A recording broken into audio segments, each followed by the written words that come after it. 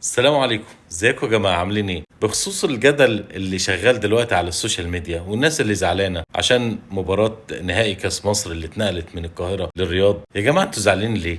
زعلانين ليه؟ ما احنا هنا برضو والله يا جماعة احنا مصريين ومننا اهلاوية ومننا زملكاوية، لينا الحق برضو نشجع انديتنا ونشوف انديتنا، لينا الحق ان احنا نشوف لعيبتنا، ولينا الحق ان احنا نروح استاد كده ونقعد في مدرجات زيكم ونرفع اعلام الاندية كده ونشجع بحماس ونفرح ببطولة كده هتقولوا لي ما هو انت السعودية اصلها نظمت كاس السوبر الافريقي في الطائف ونظمت كاس العالم للاندية وانتوا كان الاهلي عندكم الفترات اللي فاتت. يا جماعة السعودية كبيرة، احنا هنا في الرياض بعيد جدا عن جدة، ده اللي جاي من القاهرة يوصل جدة قبل اللي يطلع من الرياض عشان يروح جدة. انتوا متخيلين موضوع كبير؟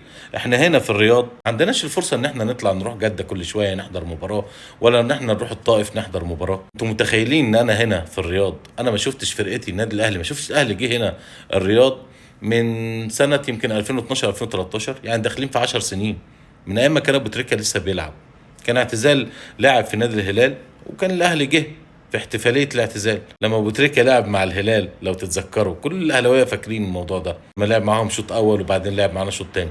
من ايام المباراه دي انا ما شفتش الاهلي، انا نفسي اشوف الاهلي. فيا جماعه نهدى شويه نهدى شويه نهدى شويه ونراعي ان في لينا اخواتنا موجودين هناك نفسهم يتفرجوا على الفريق، والله هنشجع زيكم بالظبط، والله احنا اهلاويه، احنا اهلاويه وبنشجع زيكم بالظبط. ولعلمكم الزملكاويه اللي موجودين هنا زملكاويه برضو زي الزملكاويه اللي موجودين في مصر، ما يختلفوش عنهم حاجه والله.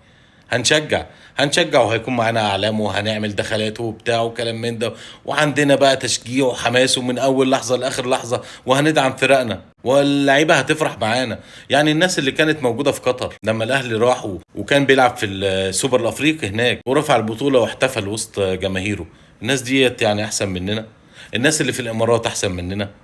احنا هنا في الرياض يا جماعه حسوا بينا شويه. يا رب يا رب الاهلي ويا رب الزمالك كمان عشان جمهور الزمالك ما يزعلش، كل سنه يبقى عندنا في موسم الرياض يا رب يكون في مناسبه جديده وفي مناسبه مختلفه وفي بطوله مختلفه.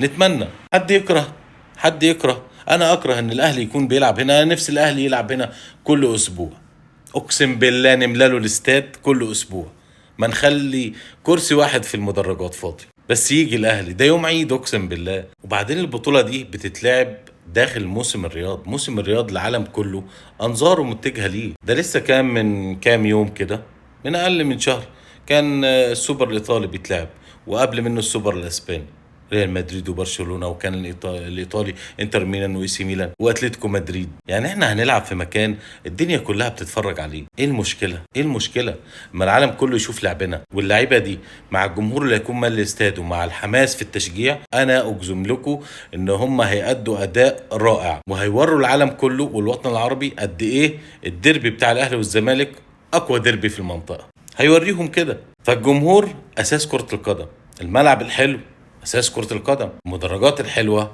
اساس كرة القدم، الارضية الحلوة اساس كرة القدم. فلما يكون ده كله مجتمع مع لعيبة ان شاء الله قد المسؤولية ولعيبة عايزة تجيب بطولة فعلا لجماهيرها، بقول لكم من دلوقتي الفرقتين هيأدوا اداء ممتاز رائع قتالي، وهتبقى مباراة الموسم، هتبقى مباراة الموسم، واحنا اللي هنعملها كجماهير، احنا بتشجيعنا مع اللعيبة دي هنعمل البطولة دي ونخللها قيمة كبيرة جدا. هي ليها قيمة كبيرة جدا بوجود الأهلي والزمالك، بس احنا هنكبرها أكتر بتشجيعنا وبرقينا. لازم يكون عندنا رقي في التشجيع، هنشجع باحترام، هنحترم المنافس، هنشجع فرقتنا بس، هنحافظ على المكان اللي احنا موجودين فيه، هنوري العالم كله قد ايه الجماهير المصرية عظيمة، قد ايه الكرة المصرية عظيمة، بس نستمتع، يكون يوم حلو نطلع نستمتع فيه. وانا متأكد ان الجماهير المصرية اللي موجودة هنا في الرياض هتروح وهتوري العالم كله قد ايه هي جماهير عظيمة وراقية. جمهور الاهلي العظيم اعظم نادي في الكون، احنا وراك ومستنيينك، وان شاء الله تيجي وتشرفنا هنا وترفع الكاس وتفرح جمهور الاهلي العظيم اللي هيكون واقف وراك ومساندك في كل وقت. مستنيينك يا اهلي. سلام.